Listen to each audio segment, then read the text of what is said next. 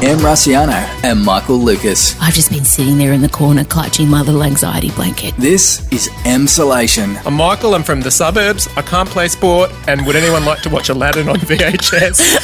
Could I have birthed them? No? Feel free to perv. I mean, your genes are very strong, very strong. I can't believe my genes aren't in there going, scat, get out. You're in Emsolation. Am I putting a googie egg up my joots? Hello, welcome to your third Emsolation for the week. Yes, third, that's right. Look at us go. So many of you are enjoying my conversation with Constance Hall, and why wouldn't you? What a wild ride.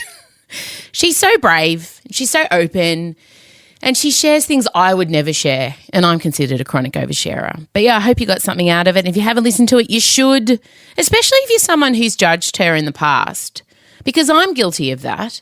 And then I just kind of checked myself and was like, why are you so confronted by her? And I was confronted by her because I think I was envious of how carefree she was about sharing things. So I just think she's great. Also, a lot of you commenting on my Ethnic Tomboy ep from Tuesday. It raised a lot of high school trauma for some of you. And, you know, my realisation that I needed to stop trying to run with the popular kids and find my others seem to resonate with you guys. And it is funny how long we carry that kind of thing, isn't it? I mean, I was in the shower after 3 mulled wines, and it did truly hit me just how much being called a smelly wog, wop, eye-tie, all the things that used to get thrown at me in primary school and high school did shape who I am. And I think, you know, you just get used to making jokes about it because that's kind of the Australian way. But it did cause me, I guess, as an adult now to want to advocate and stand up for people who are made to feel like something's wrong with them because they don't fit that stereotypical white Anglo mould. And I only put that together recently. So you're always learning. I'm always learning shit about myself. You know, just when you think you've got some stuff figured out, something will rear up and you'll be like, oh, it's a bit stingy. There's a bigger whole pocket in my personality I need to address. I guess, though, my otherness and my weirdness, my ability to look at things in unique ways, it's my superpower. I know that now. For so long it was like, oh, no, you're difficult, you're too hard, you're too loud, you're too opinionated, you're too everything. I was like, oh, God, maybe everyone's right. And I don't know why I was listening to those people because now I'm so glad for my otherness. I've made a career out of being this person you're putting in your ears right now out of choice. So if you have a kid who's struggling at school or being made to feel like they don't belong, remind them of that because the world needs us others. And that idea of not belonging, they just haven't found their people yet, guys, and tell them that they will. Now, I've been watching a show called Love Life on Stan. It's with Anna Kendrick, and I finished it. I binged it. It's bingeable. It's good. I mean, it's no 365 days, let me tell you. It's a little bit wonky at the start, but it does get very good. And it follows Anna's character, Darby, through the various relationships in her life on the path to finding her one, the person she's going to be with for all of time. That's not how marriage works, but anyway. The bulk of the episodes do focus on her romantic relationships, and each ep's a different bloke. But for me, the show got really good when they focused on her non-romantic relationships. And if you're a single emsolator, if you're listening right now and you're single, I guess I want to remind you, and you probably already know this, that some of the greatest loves in your life are not romantic ones. And when the show started focusing on her other relationships with her best friend and her mother and her ex that she shares a child with, I sat up and I took notice. And I was like, yes, this is so refreshing. Because I think even I've been kind of tricked into, you know, rom-coms and TV shows, magazines, all the things, society in general. Women are led to believe that the end goal, the ultimate thing in life, the way to get that tick that you're a success is to meet someone and get married. And look, we have moved away from that a little bit, but I think it still lurks deep down for some people. I know it certainly did for me. And not everyone though, because I know quite a few people who are perfectly happy on their own by choice, a power to you. But I guess if you're listening now and you're someone who is looking to meet their person and still haven't, your great love, I wonder if you worry that you won't feel completed until you do. I mean, I don't know. I don't want to make assumptions about people, but that's just not true if you are thinking that. You are complete already. And this show's great because it explores that idea. And I think that we need to do more of that. The more films and TV shows and content around non-romantic love stories. Because yes, I have Scott, I have a husband and I love him. But before him, I had other great loves. And so after watching this show, I reframed the way I look back on the relationships in my life. Because when you talk about your love life, you really only look back to the people that you were romantic with, and that's how you judge your success in love. But I wonder, what if you included the people that you didn't get naked with? You know, I had friends and family members, and still do, coaches that loved me and supported me and guided me. I had a dog named Rosie, a beautiful Jack Russell, who I just adored, and she loved me back. I had a cat when I was a little girl named Annie, a black cat, yes, of course, named after Annie the musical. And I would cry to her as a kid when my heart was broken, and I would tell her my good news. And they're great love stories. The man I'm about to bring in, Michael Lucas, one of my great loves. And it's a true love story, one that's endured almost 30 years, a decade apart, marriage breakups, mine, pregnancies, mine, Michael coming out and going back in and then coming out again. It took him a couple goes, but God, it was magnificent. We have to talk about that actually one time. Remind me to get Michael to explain his coming out story. It's beautiful. And still our friendship endures, and I'm so proud of it. And when I was single during my separations with Scott, I never felt alone because of it. I know a lot of you have been on your own during COVID-19 lockdown, and still we can't really socialise, and I can imagine it's quite hard to meet people if you are single. So maybe, I don't know if this will help you, and like this might be a bunch of bullshit. You know what I'm like. I sit down and I watch a TV show and I have epiphanies and I just spew them into a microphone, and they may be helpful or not. Maybe, I don't know. But perhaps you could nurture those relationships, the other great loves in your life right now. I mean, fuck, I'm not an expert. All right, that's enough amateur psychology from me. Before Michael joins us, though, I do want to remind you to get your tickets for this Friday night, 26th of June. I'm putting on a live show. You can't watch if you don't have a ticket.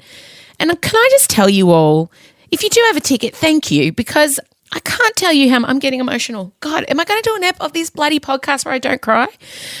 This has made such a difference, being able to put this show onto my confidence and my mental health. I found a way to do my job, which is live performing and touring, and not putting people's health at risk. And I know a lot of you are getting together and making a night of it, which is so good. And also, remember, if you can't watch it on the night, you can still buy a ticket and watch it for up to a month afterwards. That's so good. But do watch it live if you can, because we're going to be, interacting. You can ask questions, you can make requests. So mrussiano.com for all the info and to reserve your spot. And look, if it goes well, I think I'll put on another one. But again, thank you very much for coming on another weird experimental journey with me on this live show. That I hope it goes okay. I've put a lot of effort into it. I've hired a crew, and it's all very professional. It's not Marcella filming me on my iPhone, I promise. All right, time for Michael to join us. Today we're catching up on what Britney's been doing. Oh, have you seen her latest post? Amazing. She thanks the LGBTQI community. God, I'll play it for you. It's so good. And also we're going to take a real deep dive into mine and Michael's obsession. Oh, there was a bit of my original, that's how I talk when I get around my relatives. If you're Italian, do you turn it off and on? Because I got used to not talking like this in public. When my dad and I get going, we talk like this. When I get around anyone, when I get around Tina or Reno, I go around anyone who's Italian, I start to talk like this, my true self. Well, I should just do the podcast in my true self voice, shouldn't I? What was I saying? Oh, yeah, we deep dive into our obsession with musical theatre, because this is our podcast and we talk about what we want when we want to. All right, play the music. M. Russiano and Michael Lucas. This is Emsolation. All right, well, as I've just mentioned, joining me, one of the great loves of my life, Michael Lucas. Well, you haven't heard it yet because you don't hear my intros till they go live, but I just talked about how important non-romantic love stories are, because I spoke about Anna Kendrick's show, Love Life. Oh, yeah. You're finished, aren't you? Yeah, I did it all. And I loved the end episodes where they focused on her non-romantic great love stories. Hashtag spoiler alert. Shut up. That's not giving anything away. I don't tell people who she ends up with. For me, it's just purely about which man is she going to get married to. I'm sorry. And they kind of gloss over that anyway, spoiler alert. It's totally watchable. But yes, you were listed as one of my great loves. Probably my most successful relationship, I'd say. Oh, really? Yeah, Well, I mean, no, we have a very successful relationship. I think so. I think it's endured the test of time. So much weight fluctuations, relationships, deaths, births, the whole thing. Coming out, going back in. I'm going to class I don't know whether it gets put under the same microscope, but your relationship with your children is, and while we say with Chella, that's a very successful relationship. Yes. My relationship with my eldest child is very successful and I'm very proud of it. Odette and I are having a down phase, but it will swing back up again. And Elio is the great love of my life also, but it's different. It's different. They have to love me. They're like part of my DNA. Elio can't yet roll his eyes at you in the way that Chella does so affectionately. You love how Marcella just gives it to me. I watch you. You gleefully look on when her and I go head to head on topics like rom-coms. Oh, I really love it. Yeah, totally. I mean, sometimes I question, am I her father? What's happening there? I'm almost 100% sure no. No, if she didn't look so much like Scott, she really could be her offspring. Like 100%. You and her are very similar and have very similar stances and pull me up on the exact same things at the exact same time. But she's even more sensible. I think I'm comparatively a sensible leveling influence on you, but she's even the next level beyond that, beyond us both. I don't know how it happened. Oh, God. Odie's wild. It's okay. I've got one of each. It's fine. Odie just throws caution to the wind. She's great. You should see her. My God. She's a true wild child. No fear. She's got to give a speech. Like at the school, they have to give a speech on. Oh my God, it's just so serious, and it's almost like they're addressing the nation. That's how important this speech is, and you can do it. It's got to be persuasive, and it's got to be on any topic, right? So her friend is doing it on Christianity interfering with abortions. Ooh. That's what her 13-year-old friend is doing. Mm. And Odette is now is thinking about doing what is a superior teen vampire romance TV show and why Vampire Diaries is more important than Twilight. And then she was like, maybe I could do I Hate Onions. And she's so funny. She refuses. There's a lot of people doing it on lockdown and COVID and the environment and seals. And Odie's like, maybe I'll do it about how much air's in chip packets. I think that's really shit. Well, not everything can be, terribly detailed moral exploration. Sometimes we do need to compare our vampire franchises. And, mate, I don't want to hear a 13-year-old's opinion on the church versus the woman's right to choose about her reproduction. I don't know that a 14-year-old, I mean, maybe they've got a fresh perspective. I don't know. And I'm genuinely interested in what conclusion she comes to. I'll let you know. Okay. I will let you know. Look, we haven't checked in on our friend in a while. Obviously, the states are it is Trump. Oh, my God. Did you see the tweet where he said the reason they have more coronavirus is because they're doing more testing? That was his speech. He said that live. He also tweeted it though. But he also tweeted God. it, yeah. I don't know if anyone's explained to him how science works and just numbers in general, but is that what he genuinely thinks? Well, I think that he can't connect with anything other than his own press. And so the only thing that computes to him is bad corona case numbers. And so he does not think death, illness, pandemic. He thinks bad numbers that look bad for me. How do the numbers look better? Well, if they're lower, how are they lower if there's less testing? That's as far as he gets. That is more important to him. I genuinely think that's more important to him than whether or not there are people living or dying. And it's horrifying. It's crazy. Texas recorded 9,000 cases in 2 days. Yeah. I mean, we are basically in a city that's tearing its hair out because we're getting 20 cases. I know. And in America, they're just like, lockdown's over, can't be bothered anymore. And it's like, and there are people who wear masks, they're Democrats, and you can tell people's voting alliances if they're wearing a mask or not. That is the truth in America at the moment. And there was cinemas that were opening up. Like one of them put a sign out the front that said, we're not going to require wearing masks in the cinema because we don't want to be political. It's like, oh my. How is it political? Why are they treating coronavirus like it's running for president? It's not a presidential candidate, this virus. And I think everyone keeps treating it like, we're going to beat it. We're going to take it on. No, mate, it's an airborne virus. It's highly contagious. It doesn't care. It's not a thing. It's not a sentient being. And I think Trump thinks he can take it on like it's Russia. Oh, yeah. Or just spin it out of existence. Just turn up the Fox News and pretend it's not happening. But one of our favourite Americans who is honouring lockdown, she's not coming out, is Britney Spears. And sporadically throughout the podcast, we have been checking in on her. And she's done a flurry of posts in the last, I'd say, 5 days. There's been a lot of – she was very happy with a white top she had on, a white crop top. And there was probably, I would say, up to 15 shots of her just like looking – up at the camera. She's taking on quite a Madonna stance on the terms of angles she's using now with the Instagram. Is it a chin thing? What is gained by prioritising your forehead in that extreme way? Look, famously, Odette heard me say so many times, can you just tilt the camera up? She said that to the man taking her school photo in prep. So... I'm not joking. I had to go there to be present for the sibling photos, and I stood outside and Odie was having a single photo, and I heard her say to the guy taking the photo, can you just hold the camera a bit higher? And I was like, oh, my God. So for me, it's a chins issue. Like, for me, it just makes your face look a little bit elongated. But Britney and Madonna take it to a point where it looks like kind of a weird crane shot. Like, I don't even know what's going on. Yeah, it's too extreme on the forehead. It's like a massive forehead and then little pinched features below. Yes, it's weird. But she, it's Pride Week or Pride Month, I think, in LA, and she made a special video wearing a black mesh crop top with a diamond choker underneath, hand on hip.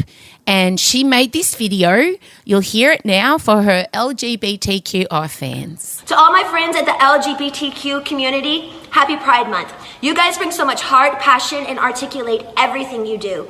Because of you, I've had the best nights of my life. I love you so much it hurts. Happy Pride Month. Baby, be quiet! Okay. I mean, there's a lot to unpack there. Well, on behalf of said community, I just want to thank Britney. Have you given her some of her best nights out? I can't say that that's true. I've certainly contributed to funding her nights out, and it is true that I do articulate everything I do. What does I'm that not mean? quite sure what that means. What does she mean? Is she talking about like the way you speak, or the way? What does she mean by the LGBTQI community articulate everything? What do you give a running commentary? Does she hear a director's cut? I don't. It could be. I feel like what she's reaching for is there's so much purpose and commitment behind everything you do, although I'm really reaching there to draw the meaning out of it. Or maybe she just means you're a very articulate community. And I'm impressed that she can recognise and applaud good articulation. Maybe she meant to say you've given me a career.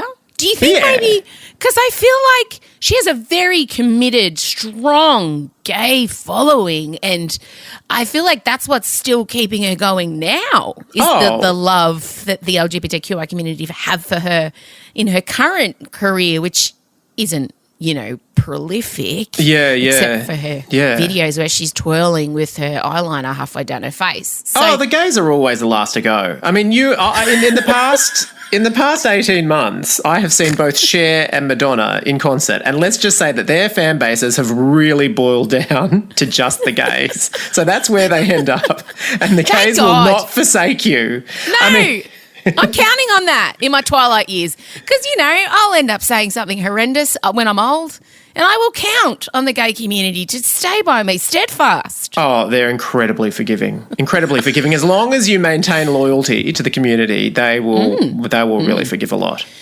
I'm really concerned for her. I just don't know. And I know we sit here and we laugh, but I really hope she's okay because she just looks wild. Yeah. She's just relentlessly joyful. And I have my reservations about the boyfriend. I'm a concerned mother on that front.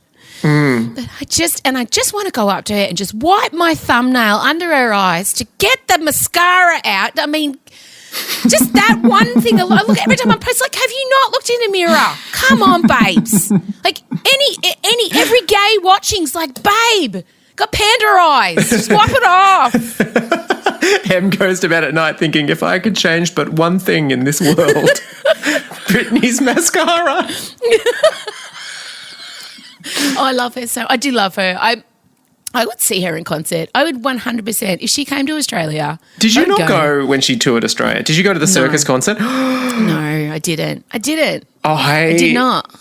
I went and What? oh yeah, of course I didn't did. know. It was when I was living in Sydney. It was at Sydney Olympic Park. It was absolutely renowned for being one of the worst personal performances given by any pop star touring. She mimed every single song. She barely completed any movements. I think she sang one song on a swing at one point, but other than that, she was basically walking around like a zombie. The concert was still sort of quite elaborate, and anyway, happening around her, happening separate to her. Absolutely, and I knew what I was in for, and I had snuck in just the right amount of whiskey, and I enjoyed it. I enjoyed it a lot. I remember coming out and seeing all these deflated faces and people thinking, what the hell did I just shell out money for? And I was going, whoa. Yeah. That was basically how I was. We had an amazing sing-along all the way. We were stuck in the car park at Sydney Olympic Park for about 4 hours afterwards, and we belted Britney the entire time, and it's a very happy memory. Oh, well, speaking of happy memories and belting songs, you rang me from New York just breathlessly one time to tell me about a musical you'd seen. Nice segue, Em, I'm a professional. What a musical segue too. So appropriate. You'd seen Hamilton. Yes. The musical. And I had mixed feelings about that because so often you go and you see these musicals that I thought we would see together at one point in time. You cheat on me. You've cheated on me with so many musicals. I really, really have. Some really heavy hitters in the past. I mean, Hamilton, obviously, that stands out as one of the worst ones, but at least we can be confident that in one way or another we are going to share the experience of watching that. Well, that's going to be, and we're going to obviously drill down a bit more on this, but July 3rd? Yes. Disney Plus is airing the original cast performing Hamilton on stage, and like to say my house is on a favourite countdown, it is insane. My husband is obsessed with Hamilton. My eldest child loves it. My youngest child by proxy loves Moana, which was the music was co-written by Lin-Manuel Miranda, who wrote the Hamilton music and stars as Hamilton. It's very exciting. But for you and I, musical theatre has punctuated so much of our life. What was the first musical you remember watching?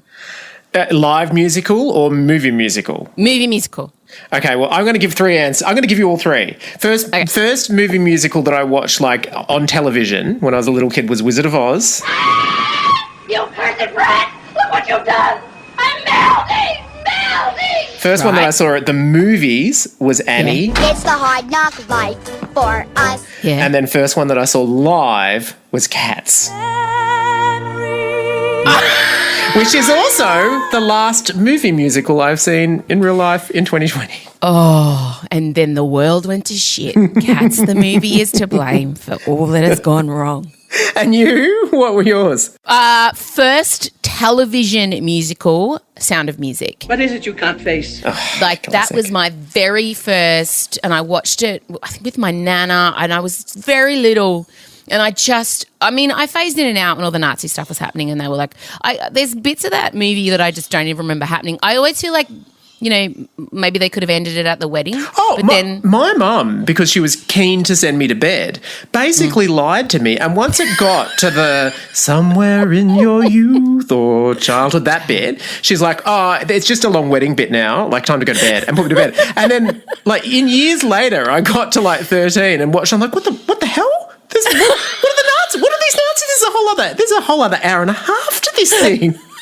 I mean, good play, Joe Lucas, because I didn't suspect a thing. And it does feel like it's ending. It feels, the Baroness has accepted her fate and she's gone to, what did she say to her? She sort of says, I think there's someone who is child there. I don't know. Oh, I can't even remember. There's so many. I'm just sidebarring off into a Joe Lucas like spiral. It's another parenting classic. Your mother is just the one. Oh my God, I just monkey. It's fine. It's our podcast. We can do this.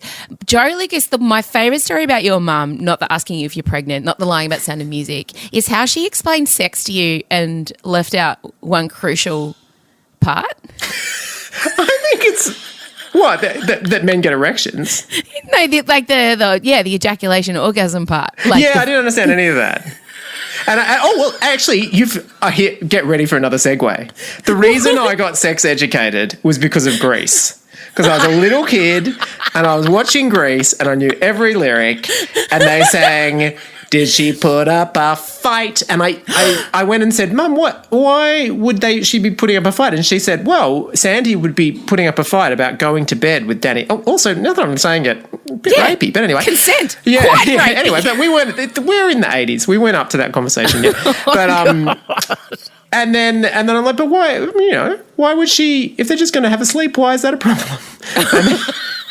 And then I got the full talk, and she was sort of, she basically said. Yeah, tell everyone what she told you. Well, I got the whole, and the man puts his penis in the vagina, but she didn't really give me the mechanical outlay. So I just couldn't understand. Like, I was imagining a flaccid penis that sort of somehow gets pushed in. What, like stuffed in, like sausage meat in a skin? Pretty much, yeah. And then somehow, like in my understanding, I remember thinking, well, then the body must just sort of know to sort of, I don't know, she did, there was the use of the word sperm. And I remember at the time I was kind of across all of that and I think that might have been because of the movie Look Who's Talking. Oh, anyway. God. Yeah. Oh, well, I mean, anyone who was explained sex to by a boomer, my mum just put in the VHS of Where Do I Come From? That's what I got. No, that's what Mum, eventually, like years passed and my confusion reigned. And then finally I was and I remember I was saying this to her weirdly in Greensboro Plaza Shopping Centre. We're sort of talking about it and not quite connecting how it all happened. And she just went straight and bought me Where Did I Come From? So she in the end said, let the book do it. I've tried my best. All right. Well, but Annie was the first movie I saw, the first cinema movie at the cinemas, yeah. Same. And my first live musical was Phantom of the Opera. Power of the music of the night.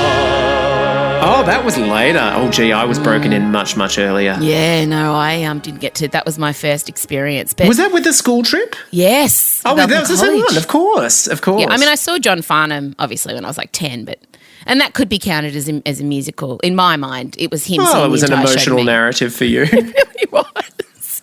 But I think our friendship, there's so much musical love, and my kids have been, it's so important to me. But then on the flip side, Scott never watched one musical growing up. Like, he didn't care for them, no Sound of Music. The first time he watched Sound of Music, I think, was when I made him watch it. Like, there is a whole breed of straight men who I just think that's neglect. That's parental neglect. That's what I said to him. I said, oh, my God, no Xanadu, no Grease, no even Grease 2, nothing? You never watched any of those? It's like, nah. The Wizard of Oz. Can you imagine? No, there's possibly a happy medium. I watched so many that I remember as a child legitimately thinking that in America or just overseas in general, people did burst into song. I thought that the inability to burst into the song, which is also, part of that is because there's no Australian musicals that I saw at the time. I know. And so I just thought here we don't do that. But in all other countries, people are not only bursting into song, but joining in fantastic choreographed dance routines. Oh, it's true. God, I love them so much. And my dream role up until recently, and I'm still probably not too old because Stockard Channing was 57 when she played Rizzo, was the role of Rizzo in Grease. I identified with her so much. I loved it. Oh, your vocal tone, so perfect. Oh, I know. I never get to do it, sadly. And then I auditioned for Annie. If people have read my book, I vividly explained that. And the piano player had a stroke during my audition, and I kept singing. I had to make a choice, and I kept going. Good choice. I know, right? But yes, we're both very. Oh, and before we get to Hamilton, I want to really recommend Muriel's Wedding. We're talking about Australian musicals. If you haven't listened to that soundtrack, that is, for me, it was life-changing. I put it in and just thought, fuck, this is good. Oh, so good. And the fact that they had all those ABBA songs, which are such pop classics, and so they had to write new songs that were going to stand out amongst the ABBA songs, and they did. It was incredible. I cried multiple times. The fucking amazing song. I love that song. That big Sydney production number. Sydney. It's so good. And Kate Miller-Heidke and her partner wrote the music. And that's the reason I asked her to do the Rage and Rainbow songs with me, because I heard that soundtrack. I'm like, she's a genius. And she captures being Australian and she captures the nuance so perfectly. So if you're a fan of musicals and you have not listened to Muriel's Wedding soundtrack, please go and download it immediately. It's free. Click it on Spotify, whatever. But, song after song. And it's so quintessentially Australian without being, like, I don't even know what Try hard ochre. Yeah, absolutely. Yeah, it's but so the good. thing, I mean, that is an example of an excellent musical, but the thing for us is it doesn't matter whether the musical we see is good or bad. No, we're going to love it either way. And obviously, full respect to everyone involved with this production, but we did go to see The Bodyguard, the musical. The Bodyguard. And beautiful vocal performances of beautiful renditions of Whitney Houston songs. Some fascinating dramatised moments and some staging, but we were so completely entertained the entire time on so many levels. Invite us to a musical. Doesn't matter if it's a bad one. We will love it regardless. I still defend Cats the movie, by the way. The new one. You were electrified. I was worried you weren't going to be able to sleep for some time after that. I remember you poured everything out. The next morning you're like, I put down all my thoughts, and there's this like stream of consciousness. I wrote 1,000 words at 1 a.m. There are still moments. Every once in a while I will stop and think, yeah, there was that bit where Rebel Wilson unzipped her cat fur, revealing that she had a whole other cat outfit underneath. Correct. And the fact that she ate her mates too. Like she had a whole backing chorus of cockroaches or whatever they were. I focus a lot on the fact that Idris Elba cat didn't have a cock and balls. That haunts me nightly. Yeah. And Taylor Swift had boobs. Hers is the only cat that got boobs. Why? And she had heels on too. And Dame Judi Dench, the second best performance behind Dame Judi Dench was Jason Derulo. That's a sentence I never thought I'd say out loud. Jason Derulo was very convincing. I'm not going to say the bar was particularly high. Look, if you can get access to some special jazz cigarettes and watch Cats, the movie, the musical, the most recent one, my God, what a night you're in for. Have you gone back to it? Have you rewatched it? No, but I'm gonna. I'm definitely. That is in the next few weeks. I'm planning on a Cats rewatch, and I'm going to make Scott watch it and just film Scott watching it. You need a decent slab of time because I think you have to factor in recovery afterwards, and I'm not entirely sure that the second viewing isn't going to do a worse number on you than the first. All right, but Hamilton. Yeah. So let's talk about it. July 3rd, we're doing it at my house. As long as you can guarantee internet connection beyond reproach. Mate, I've got the NBN. Okay, all right, but it's critical, all right? It's critical, yes. You don't have to worry. There can be it can't be when Elio's asleep because it needs to be pumped loud. Why don't we do it at my parents' house on like their big movie screen? Like, why don't we just meet at Jenny and Vince's? Because I just think we won't be able to have it as loud as we want because Elio will be asleep because you guys won't be able to come till the night time because you work during the day. Is it on the weekend? Is it on No. Isn't it during the day? Isn't it on a Friday? I feel like we need precise confirmation to the minute of when it lands so we can make appropriate plans. I think we go to my parents because there's space for us to dance around in that lounge room too. Like there's space for us to get up and perform and there's going to be a few performances on the night. But someone has to look after the baby. Shit. All right, we have to workshop this because it has to be optimum. There has to be good red wine. I don't care what time of day it is. Food. We have to set the scene. I don't know, are we theme dressing? Is that inappropriate? It's probably inappropriate. Well, is it wrong? No, we can go as founding fathers if you like. Okay. Or we could go as, British monarchy as well, either one. I think British monarchy. I think my costume cupboard probably lends closer to British monarchy. Of course you would choose the British monarchy. Anyway. I love the British monarchy. I don't apologise for them. I mean, I do. They're horrible. But I still love them. But there are some people out there who don't. Hamilton... most people I think probably know. They might not be as word perfect as we are. Oh, yeah. Do you want to explain Hamilton to the people listening who don't know what we're talking about? It's the story of one of the American founding fathers, Alexander Hamilton, and is there through the War of Independence and then when they cast out the English and then built a nation. And it's told through a lot of musical styles, but a lot of modern ones. There's lots of rap. There's rap when you're in America, and then when you go to Britain. They go for a bit of an Elton John style Brit rock sound. Yeah. But it's so electrifying. I mean, they sort of say it's the story of America then told by America now, because it's all played by diverse performers. I think there's only one white person, one white King of England. Yeah, King of England. Which Rob Mills should play that role if it ever comes to Australia. I totally see him doing that. It is coming to Australia. Is it still coming? Yes, he's confirmed. I'm across. Can't you see Rob Mills doing that? Can't you see? Oh, totally. Yeah, me too. I can. But it's so electrifying because when you think of the Founding Fathers and everything, it's all dusty history and especially from an Australian perspective, Hamilton's not one that we really know. Like, we've heard of George Washington but for me, I really had no idea about who he was or what he did, and he was the Secretary of Treasury and didn't mean anything to me. So I would recommend doing a little bit of if you're new to it, I'd do a little bit of a read up, because when we went and saw it on Broadway, I was across some of the details of the musical. Adrian was not, and so in interval he was desperately like on Wikipedia trying to because it's incredibly dense. It's incredibly dense, but so intricate and amazing. But the other thing to note is that my husband, who's not a musical fan, as previously mentioned, loves it. And a lot of dudes who aren't into musical theatre say, oh, I love Book of Mormon and I love Hamilton. You know, it's that kind of, it's got this really, not aggressive, but really masculine undertones to it. Like, it's, you know, it's really driving and it's pushes. And I think if your partner is someone who's not only into musicals and you are, this is a good one to watch with, don't you think? Oh, absolutely. And also, it just, as a history lesson, what's incredible about it is that it makes you feel how full on and wild and reckless and violent with this whole notion of, and how bizarre it was that they managed to cast out the British Empire, which seemed so unlikely, and then they had to build a whole new nation, which we don't even think about. You know, it's very hard to put yourself in a frame of mind where you think, God, what would that have been like if you've lived under an empire and under a king forever, to suddenly build this whole nation? And it makes you feel how exciting that was and how terrifying it was and all of those things. It really, it's an incredible piece of work. It's so good. Oh my God, we're so excited. Listen to us fapping. And if you didn't even, people are like, oh my God, they've done a whole thing in Hamilton. Not apologising. Don't care. Our podcast, we do what we want.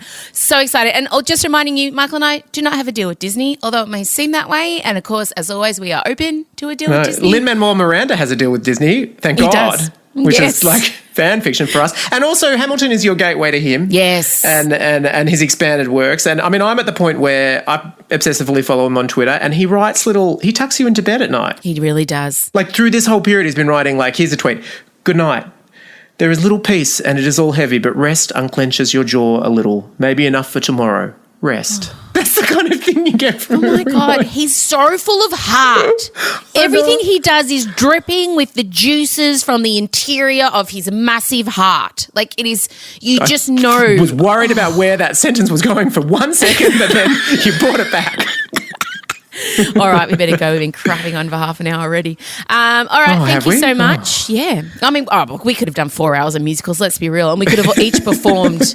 I mean, we didn't even get to Little Mermaid. We didn't even get to the Disney musicals. I feel like we've touched them, but just so everyone knows that we our engagement with the genre goes beyond Disney, but then round back to Disney. It's just a never-ending circle. All right, I'll talk to you soon. Bye. This is Emsolation. Okay, well, that's it. You got to the end of another episode of Emsolation. I hope you enjoyed the musical theatre deep dive. I told you that was going to happen, and I'm so glad it did. Can you imagine if I suggested in a radio meeting that I wanted to talk about musical theatre for half an hour and maybe do some sidebarring into how Michael and I found out about sex? This is why I love doing this project so much, and I'm so grateful other people want to listen to it. And I'll keep making it as long as you do. Now, each week, you guys know I really want to highlight an organisation or a charity or group of people who are helping our Indigenous population. And I want to draw your attention this week to the National Justice Project. And you can find them at justice.org.au. They are a not-for-profit legal service. And this is from their website.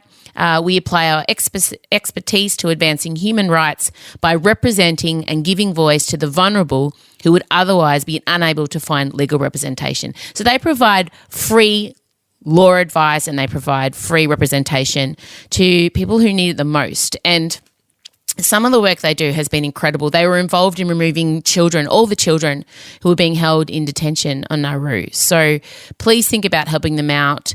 Justice.org.au. Legal work covers medical care in detention, youth detention, racial discrimination in healthcare, Aboriginal child removal, government accountability, police accountability, and medical negligence. So whatever you've got to spare, they're fantastic, very important service being provided by them. National Justice Project. All right, guys, I am well and truly done. This has been another long one, but just getting progressively longer. I hope to see some of you on Friday night, the 26th of June, for my Live in Your Lounge Room. All the information at mrussiano.com. Have a great weekend. Stay safe. And if you're in Victoria and you have symptoms, get tested and stay home. Don't go visit Nana. Don't go visit your mates. Let's really work hard to bringing those numbers down in Victoria because the nation is watching us, okay? Don't go spreading Rona around. Look after yourselves. Wash your hands. Sneeze into your elbow. I care a lot about all of you. I want you to be okay. And I'll talk to you next week. Bye.